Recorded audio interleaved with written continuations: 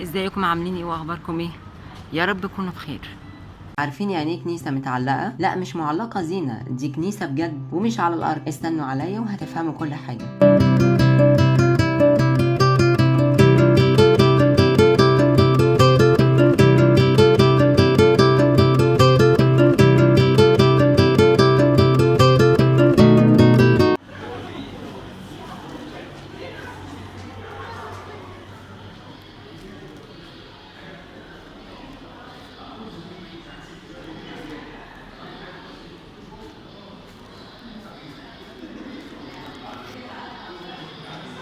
الكنيسة المعلقة هي أشهر كنيسة قبطية مسيحية في القاهرة، وربما أول كنيسة بنيت على الطراز البازيليكي. والكنيسة هي موقع العديد من الظهورات المريمية المبلغ عنها، ويقال أنها قد ظهر في حلم لبابا إبراهيم في سنة 970 في قصة كيف المقطم جبل تم نقله بواسطة إيمان سمعان تامر. سميت بالمعلقة لأنها بنيت على برجين من الأبراج القديمة للحصن الروماني، حصن بابليون، وذلك الذي قد بناه الإمبراطور تاراجان في القرن الثاني الميلادي. وتعتبر المعلقة هي أقدم الكنائس التي لا تزال باقية في مصر. القلعة الرومانية في القاهرة القبطية القاهرة القديمة صحنها معلق فوق ممر يتم الاقتراب من الكنيسة من خلال 29 درجة. أطلق عليها الرحالة الأوائل إلى القاهرة اسم كنيسة الدرب. ارتفع سطح الأرض بنحو 6 أمتار منذ العصر الروماني، لذلك فإن معظم البرج الروماني مدفون تحت الأرض، مما يقلل من التأثير البصري لموقع الكنيسة المرتفع. والمدخل من الشارع هو من خلال بوابات حديدية تحت قوس حجري مدبب. ثم ترى واجهة القرن التاسع عشر ذات الأبراج المزدوجة. الجرس خارج فناء ضيق مزين بتصاميم فنية توراتية حديثة أعلى الدرجات. ومن خلال المدخل يوجد فناء صغير آخر يؤدي إلى الشرفة الخارجية القرن الحادي عشر. بنيت الكنيسة على أنقاض مكان يقال أنه احتمت فيه العائلة المقدسة السيدة مريم العذراء والمسيح الطفل والقديس يوسف النجار أثناء الثلاث سنوات التي قضوها في مصر هروبا من هيرودس حاكم فلسطين الذي كان قد أمر بقتل الأطفال تخوفا من نبوة وردته. والبعض يرى أنها مكان لقضايا، مكان للخلوة كان يعيش فيها أحد الرهبان النساء في واحد من السراديب الصخرية المحفورة في المكان. جددت الكنيسة عدة مرات خلال العصر الإسلامي، مرة في خلافة هارون الرشيد حينما طلب البطريرك الأنبا مرقس من الوالي الإذن بتجديد الكنيسة، ومرة في عهد العزيز بالله الفاطمي الذي سمح للبطريرك إفرام السرياني بتجديد كافة كنائس مصر وإصلاح ما تهدم. ومرة ثالثة في عهد الظاهر لإعزاز دين الله كانت مقرا للعديد من البطاركة منذ القرن الحادي عشر. وكان البطريرك خريستودولوس هو أول من اتخذ الكنيسة المعلقة مقرا لبابا الإسكندرية، وقد دفن بها عدد من البطاركة في القرنين الحادي عشر والثاني عشر. ولا تزال توجد لهم صور وأيقونات بالكنيسة تضاء لهم الشموع، وكانت تقام بها محاكمات الكهنة والأساقفة ومحاكمات المهرطقين فيها أيضا. وتعتبر مزارا هاما للأقباط نظرا لقدمها التاريخي وارتباط المكان بالعائلة المقدسة ووجودها بين كنائس وأديرة لقديسين أجلاء فتسهل زيارتهم. تقع واجهة الكنيسة بالناحية الغربية على شارع ماري جرجس، وهي من طابقين وتوجد أمامها نافورة وقد بنيت بالطابع البازيليكي الشهير المكون من 3 أجنحة. وردها أمامية وهيكل يتوزع على 3 أجزاء، وهي مستطيلة الشكل وصغيرة نسبيا، فأبعادها حوالي 23.5 متر طولا و18.5 متر عرضا و9.5 متر ارتفاعا. وهي تتكون من صحن رئيسي وجناحين صغيرين وبينهما 8 أعمدة على كل جانب، وما بين الصحن والجناح الشمالي صف من 3 أعمدة عليها عقود كبيرة ذات شكل مدبب. والأعمدة التي تفصل بين الأجنحة هي من الرخام فيما عدا واحدة من البازلت الأسود. والملاحظ أن بها عدد من تيجان الأعمدة كورنثية الطراز. وفي الجهة الشرقية من الكنيسة توجد 3 هياكل، وهي الأوسط يحمل اسم القديسة العذراء مريم، والأيمن باسم القديس يوحنا المعمدان، والأيسر باسم القديس ماري جرجس. وتحتوي الكنيسة المعلقة على 110 أيقونة يعود أقدمها إلى القرن الثامن، لكن معظمها يعود إلى القرن الثامن عشر. ونخلة البراتي بيك أهدى بعضها كهدايا عام 1898 وعندما كان مشرفا على الكنيسة. وبالحاجز الأيقوني من وسط الحرم مصنوع من الخشب الأبانوس مطعمة بالعاج، وتعلوه أيقونة السيدة العذراء مريم والاثنى عشر الرسل. يعني اللي كان فاكر الكنيسة المعلقة مجرد مبنى، لا دي حكاية متعلقة فوق الزمن. لو عجبك الفيديو استناني في حبشتكنة جديدة قريب جدا. كده نكون خلصنا الفيديو بتاعنا النهاردة. لو عجبكم الفيديو ما تنسوش تعملوا لايك للفيديو، تعملوا سبسكرايب للقناة وتفعلوا الجرس عشان يوصلكم كل جديد. واشوف وشكم على ألف خير ومع ألف سلامة.